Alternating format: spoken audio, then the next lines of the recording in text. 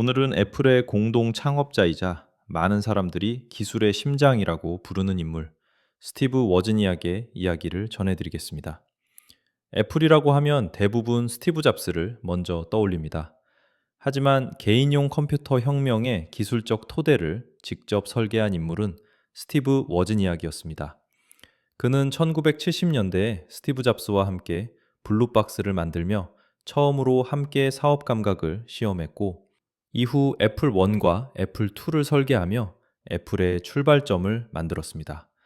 특히 애플 2는 1977년 공개된 뒤 개인용 컴퓨터 대중화에 불을 붙인 제품으로 평가받습니다. 워즈니악은 어릴 때부터 전자공학에 남다른 재능을 보였습니다. 주변에서 천재라고 부를 정도였고, 복잡한 회로를 더 간단하게, 더 영리하게 만드는데 탁월했습니다. 반면 스티브 잡스는 기술자라기보다 비전을 보고 사람을 움직이는 능력이 강한 인물이었습니다. 두 사람은 참 다르게 생긴 퍼즐 조각 같았지만 바로 그래서 더 강한 조합이 되었습니다.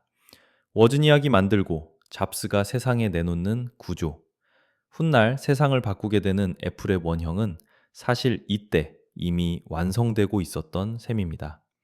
두 사람이 처음으로 손을 맞춰 세상과 거래한 물건은 컴퓨터가 아니었습니다. 바로 블루박스였습니다. 장거리 전화를 무료로 걸 수 있게 해주는 장치였죠. 물론 합법적인 기기는 아니었습니다. 하지만 이 경험은 두 사람에게 아주 중요한 깨달음을 남겼습니다. 워즈니악은 자신의 엔지니어링 실력이 실제 세상에서 어떤 힘을 가질 수 있는지 보았고, 잡스는 기술을 제품으로 만들고 사람들에게 팔 수 있다는 확신을 얻었습니다. 나중에 애플이 탄생하는데 이 시절의 경험이 큰 밑거름이 되었다는 평가는 그래서 전혀 과장이 아닙니다. 이후 워즈니악은 휴렛 패커드에서 일하면서도 개인용 컴퓨터에 대한 열정을 놓지 않았습니다. 그는 1975년 애플 1을 설계했고, 홈브루 컴퓨터 클럽에서 좋은 반응을 얻자 잡스와 함께 회사를 세우게 됩니다. 그렇게 시작된 애플은 곧 애플 2를 통해 본격적으로 도약합니다. 애플 2는 키보드와 전원 공급 장치를 갖춘 비교적 완성형 제품이었고, TV에 연결해 사용할 수 있었으며, 이후 플로피 디스크 드라이브와 소프트웨어 생태계가 더해지면서 대성공을 거두었습니다. 이 제품은 단순한 기계가 아니라 컴퓨터가 일부 전문가의 장난감이 아니라 일반인의 도구가 될 수 있다는 사실을 보여준 상징이었습니다. 그리고 1980년 애플은 기업 공개에 성공합니다. 워지니악도 엄청난 부를 손에 넣게 되었죠. 많은 사람이라면 여기서 더 큰 부, 더 높은 권력, 더 화려한 성공을 쫓았을 것입니다. 그런데 워즈니악은 조금 달랐습니다. 그는 돈을 움켜쥐기보다 흘려보내는 쪽에 가까운 사람이었습니다. 주변 사람들에게 이익을 나누고 자신이 좋아하는 음악과 기술을 함께 즐길 수 있는 US 페스티벌을 후원하기도 했습니다.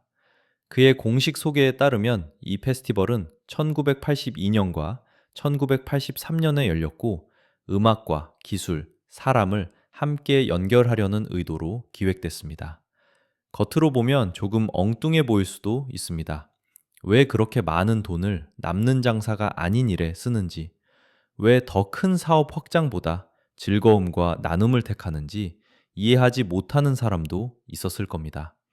하지만 워즈니악에게 돈은 목표가 아니라 수단이었습니다. 그는 기술도 사업도 결국은 사람들을 더 즐겁게 하고 더 자유롭게 만들기 위해 존재해야 한다고 믿었던 사람에 가까웠습니다.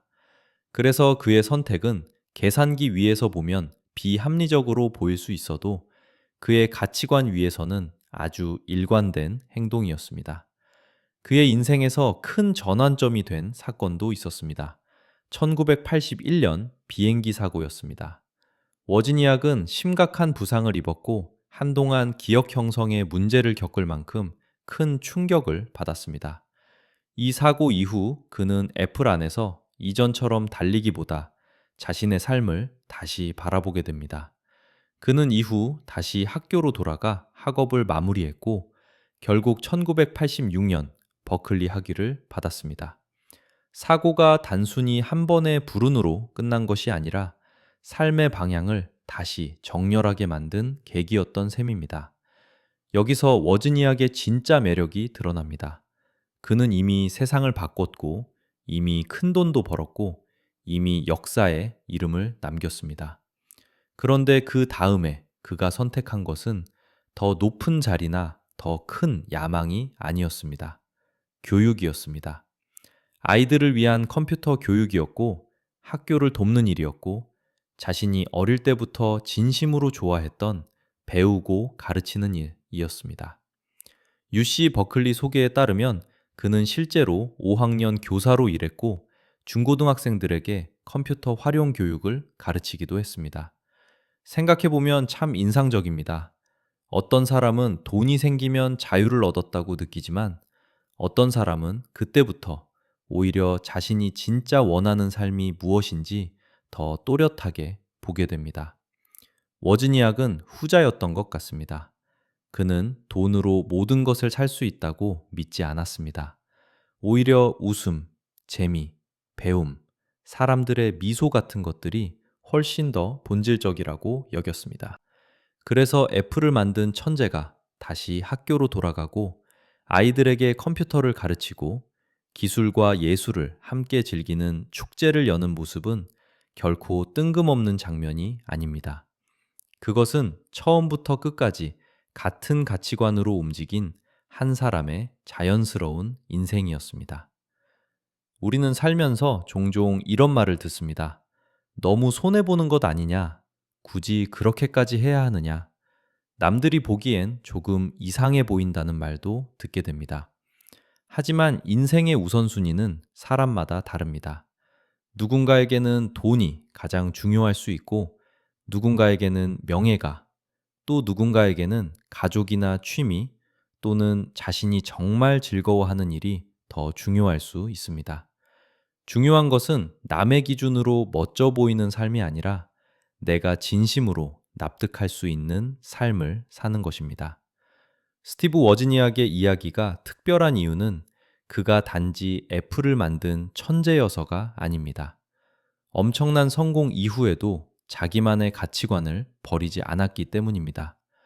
더 많이 가지는 대신 더 즐겁게 살기를 원했고, 더 높이 올라가는 대신 더 자유롭게 살기를 원했고, 세상의 박수를 받는 것보다 자신의 웃음을 더 소중히 여겼습니다. 어쩌면 우리가 그의 인생에서 배워야 할 가장 중요한 메시지도 바로 이것인지 모릅니다. 성공은 정답이 아니고 부는 목적이 아니며 결국 사람을 끝까지 움직이게 하는 것은 자기 안의 가치관이라는 것.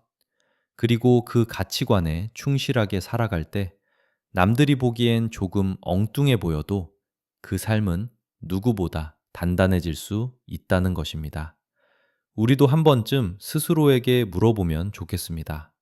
나는 지금 남이 원하는 삶을 살고 있는지, 아니면 내가 진짜 중요하게 여기는 것을 따라가고 있는지 말입니다. 감사합니다.